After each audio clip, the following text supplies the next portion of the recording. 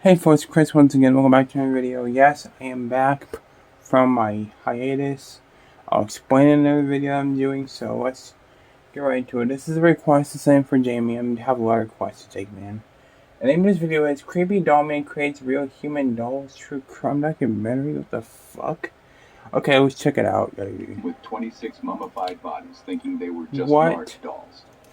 This was the reality for Anatoly Yuryevich Moskvin's parents. Anatoly Moskvin, once lauded for his linguistic and historical knowledge, had a secret life that shocked all who knew him. His apartment, a grim gallery of mummified bodies, was a chilling testament to his macabre obsession. These dolls, as his parents believed, were in fact the carefully preserved remains of young women. How did an intellectual like Moskvin descend into such darkness? Let's unravel his story. Born on the 1st of September 1966, Moskvin seemed like any other child. Nestled in the heart of Russia, his birthplace, Nizhny Novgorod, cradled his early years. He was the son of two ordinary parents who, like any others, had dreams and hopes for their child. The family's humble apartment, which would later become the setting of a macabre tableau, was then just a normal home. As a young boy, Moskvin demonstrated a keen interest in linguistics and history. His mind was a sponge, soaking up knowledge and information with an insatiable curiosity. His love for languages in the past transcended the confines of the classroom, often leading him to spend countless hours in the local library, engrossed in books that others his age wouldn't even consider. His academic prowess didn't go unnoticed. Teachers admired him for his sharp intellect and dedication. His peers, although often bewildered by his fascination with topics beyond their comprehension, respected him. Moskvin was not your average youngster. His mind was a labyrinth of information, a treasure trove of historical facts and linguistic nuances. His early achievements in the academic realm were nothing short of impressive. He was a star student, a young scholar. His papers and research were published in academic journals, and he was hailed as a promising linguist and historian. Wow. His parents were proud. Their son was carving out a bright future for himself. Yet, beneath the veneer of academic brilliance and promise, there was an undercurrent of something darker. An interest that was more than just academic. A fascination that was deemed eccentric by some, and outright disturbing by others. Oh God. But most chose to overlook it, attributing it to his intellectual curiosity. An ordinary man with extraordinary intellect, no one could predict the grim path Moskvin would eventually tread. As Moskvin delved deeper into history, he developed a peculiar fascination. This fascination was not for the grandeur of empires or the intricacies of ancient languages. No, Moskvin's interest lay somewhere darker, somewhere most would dare not tread, the realm of the dead. His obsession with death and cemeteries began subtly, almost innocuously. At first, he'd spend hours in quiet contemplation among the tombstones, lost in the stories of lives once lived. Friends and family saw these visits as an extension of his historical studies, a peculiar harmless quirk of his scholarly pursuits. But as time wore on, his behavior started to change. His frequent cemetery visits became nightly vigils. His academic interest in death morphed into a morbid obsession. He'd spend entire nights wandering among the graves, speaking to the silent stones as if they were old friends. His conversations, once filled with lively discussions about history and linguistics, were now dominated by tales of the deceased and their final resting places. That is the turning point came when he started exhuming bodies.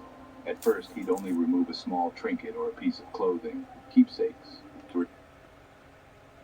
What the fuck am I watching? Remember his nocturnal companions. Then he started to take more. He'd carefully remove the bodies, treating them with a reverence that was chilling in its intensity. He was touching dead bodies. What the fuck is wrong with this dude? Back at his apartment, he'd mummify them, preserving their mortal remains with a meticulousness that was both horrifying and perplexing. His parents, who shared the apartment with him, were oblivious to this macabre hobby. These are kids. They saw the mummified bodies dressed and posed as if they were still living, but mistook them for large dolls. They did not question their son's eccentricities, did not see the dark. Don't they stink, though? They would be smelling the fucking odor coming from these dead bodies if they...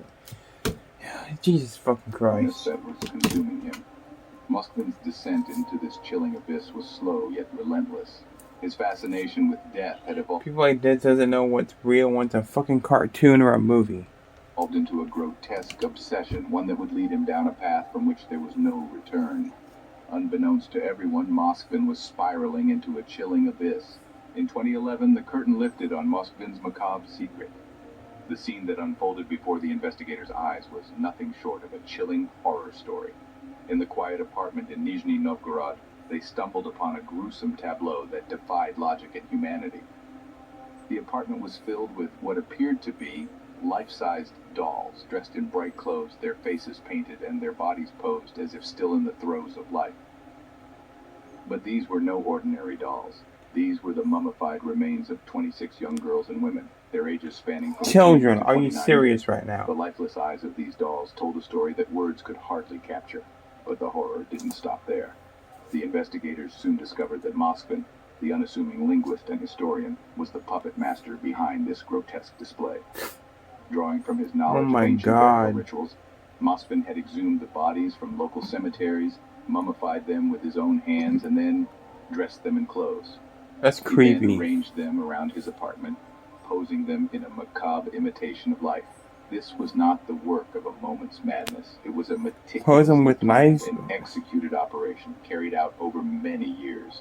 The sheer scale of his operation, the time and effort he must have invested in his disturbing hobby, is as baffling as it is horrifying. Unbelievably, Moskvin's parents, who shared the apartment with him, were completely unaware of the true nature of these dolls.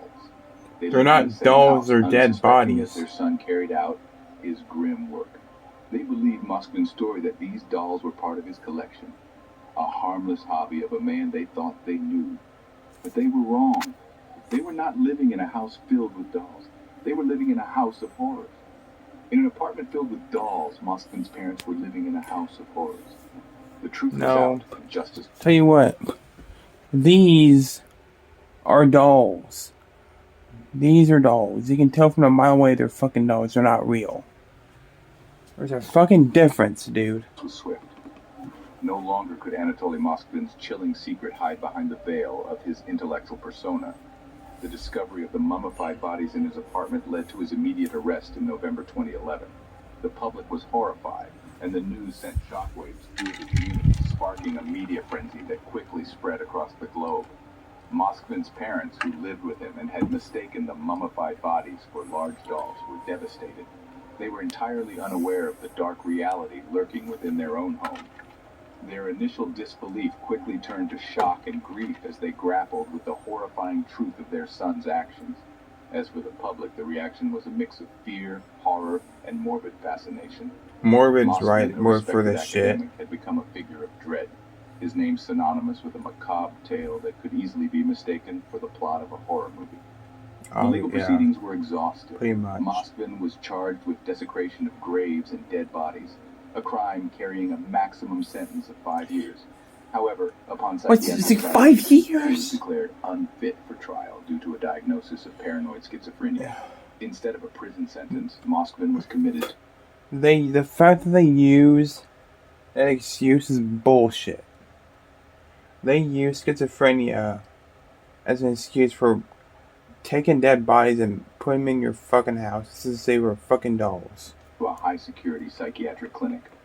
To this day, he remains there, his once promising career as a linguist, philologist, and historian overshadowed by his heinous actions. Despite his mental health diagnosis, the question still lingers. What could drive a man of such intellect and potential to commit such a dreadful act? He's crazy. While we may never fully understand, the story of Anatoly Moskvin serves as a chilling reminder of the darkness that can dwell within the human mind. Anatoly Moskvin, a man of intellect and intrigue, now forever etched in history as a criminal. His story, a chilling tale of life, death, and the macabre, continues to haunt those who dare to delve into the darkest corners of human behavior. Anatoly Moskvin's story is a chilling reminder of the darkness that can lurk behind the most ordinary faces. A former linguist, a philologist, and historian, Moskvin was known for his intellectual prowess. Yet beneath the veneer of normalcy, a sinister obsession festered. This seemingly ordinary man descended into a world of grave robbing and mummification, a terrifying reality that came to light in 2011. The discovery of the mummified bodies of There's some 26-year-old pictures in, that's gonna make me apartment sad. in Nizhny Novgorod sent shockwaves through society. These were not mere objects, but human beings, victims who were robbed of their final resting place. Moskvin's actions shattered the peace of their grieving families and left an indelible mark on the community. Following his arrest, the ramifications of his crimes continued. The victims' families were left to grapple with a horrifying reality, a grim testament to the depths of Moskvin's obsession. This case serves as a stark reminder of the potential darkness that can reside within the human mind. As we reflect on this chilling tale, we are forced to confront the unsettling reality that such darkness can exist in the most unexpected places. It's a Jeez. sobering thought, a reminder of the need for vigilance, compassion, and understanding in our interactions with others. As we delve into the mysteries of the human mind, we're left with the haunting image of the doll maker, Anatoly Moskvin. Thank you for joining us on this unsettling journey through the It's life more and than lives of unsettling, man. It's Anatoly just Moskvin. sad and It's a tale messed that's up. both chilling and thought-provoking, a stark reminder of the darkness that can lurk within the human mind. We hope that this video has not only informed you, but also sparked a deeper interest in understanding the complexities of the human psyche. If you found this video intriguing, we urge you to share it with others. Start a conversation, engage in a discussion, and let's continue to explore these fascinating yet dark corners of our world together. Don't forget to like this video if you found it informative and engaging. Your support helps us bring more such stories to light. And if you haven't done so already, please subscribe to our channel.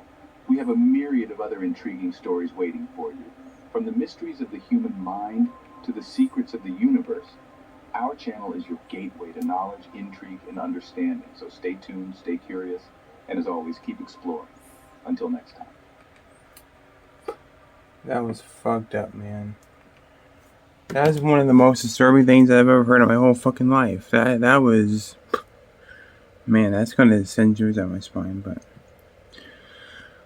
yeah, I'm glad to be back. I will explain more in my next video why I was gone for so long and why I might be gone for a little bit longer, but... Told in that video. Thanks for watching, guys. Take care. Have a good one. Peace out.